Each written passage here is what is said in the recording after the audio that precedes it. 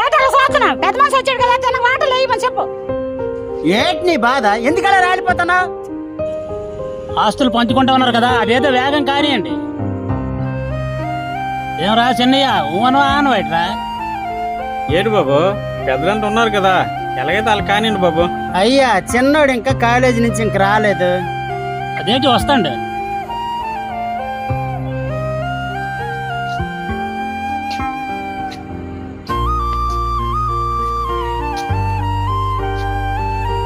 ఏం జరుగుతుంది వదినా? ఏం లేదురా, మీ ఇంట్లో ఆస్తి పంపకాలు అవుతున్నాయి. నువ్వు వచ్చిన వరకు ఎదురు చూస్తాను. వద్దు వద్దు, ఆపేయండి.